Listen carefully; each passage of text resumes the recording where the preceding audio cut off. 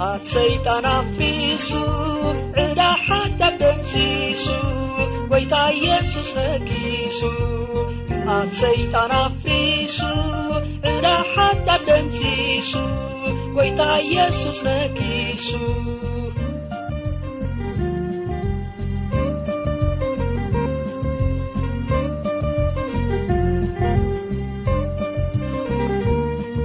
ዕድለኛ ኣዳም ሞጎስ ረኸበ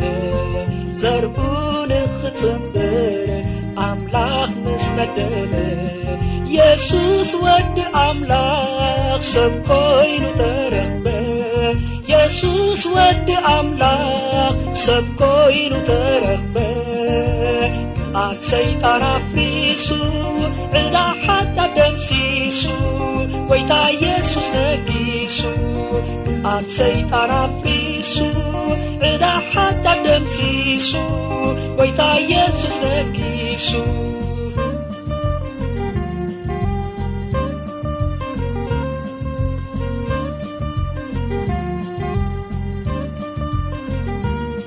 ስጋ ሰብ ለቢሱ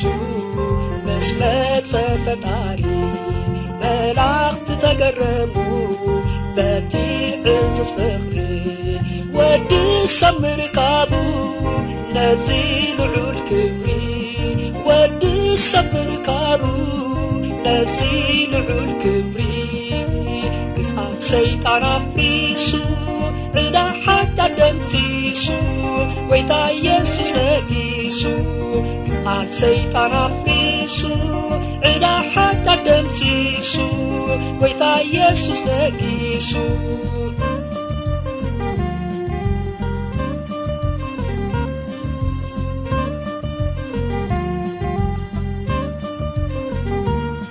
ሰይጣን ተጨነቐ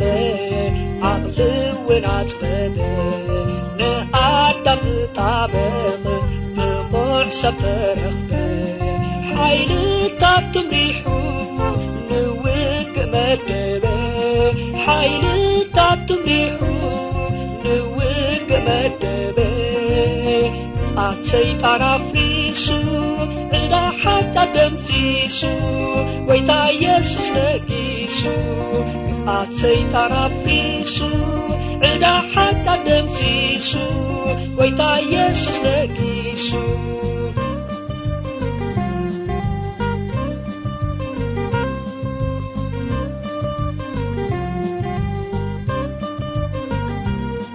ክርስቶስ ንበይኑ ምስ ሰራዊት ጸልማት ብግንባር ገጠመሉ ነቲ መሪር ኩናት ቀራንዮ ተሰምዐ ትቐዳማይ ዓወት ቀራንዮ ተሰምዐ ትቐዳማይ ዓወት ግዝኣት ሰይጣን ኣፊሱ ዕዳ ሓዳብ ደምሲሱ ጎይታ ኢየሱስ ነጊሱ ግዝኣት ሰይጣን ኣፊሱ ዕዳ ሓዳብ ደምሲሱ ጎይታ ኢየሱስ ነጊሱ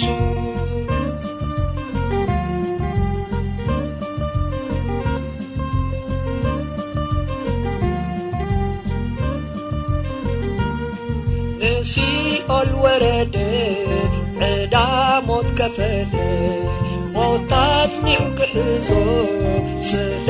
ዘይከኣለ ጎይታ ናተንስአ መቓብር ፈንከለ ጎይታ ናተንስአ መቓብር ፈንከለ ግዝኣት ሰይጣን ኣፊሱ ዕዳ ሓዳብ ደምሲሱ ጎይታ ኢየሱስ ነጊሱ ግዝኣት ሰይጣን ኣፊሱ ዕዳ ሓዳብ ደምሲሱ ጎይታ ኢየሱስ ነጊሱ ግዝኣት ሰይጣን ኣፊሱ ዕዳ ሓዳብ ደምሲሱ ጎይታ ኢየሱስ ነጊሱ ጎይታ ኢየሱስ ነጊሱ